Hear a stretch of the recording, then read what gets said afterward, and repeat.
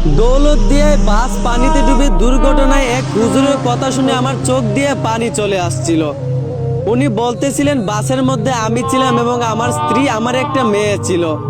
মেয়েটার বয়স ছিল 14। মেয়েটা 18 পারা কোরআনে হাফেজ ছিল। আমি আর আমার স্ত্রী বেঁচে ফিরতে পারলেও আমার মেয়েটাকে আল্লাহ নিয়ে গেছেন। লোকটা এই কথাগুলো খুব শক্ত করে বলতেছিল, হয়তোবা তার চোখে পানি আসেনি, কিন্তু বিশ্বাস করেন ওই লোকটার কথা শুনে আমার চোখে পানি চলে আসছে। একজন বাবা কতটা কষ্ট নিয়ে এতটা শক্ত করে কথাগুলো বলতে পারে।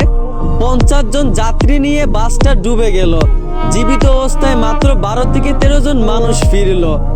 শুনলাম ওই বাসের ড্রাইভার নাকি তখন ওই বাসের হেল্পার দিয়ে বাসটাকে চালাচ্ছিল। একটু ভুলের জন্য আজ কত বড় ক্ষতিটা হয়ে গেল একবার চিন্তা করেন। এসব কি হচ্ছে ভাই আমাদের দেশে? মানুষের সামান্য অবহেলা আর গাফলতির কারণে শত শত মায়ের কুল খালি হয়ে যাচ্ছে। এর দায় কে নিবে? দোয়া করি আল্লাহ যেন সবাইকে হেফাজত করেন, সবাই একটু সতর্ক হন। আমিন।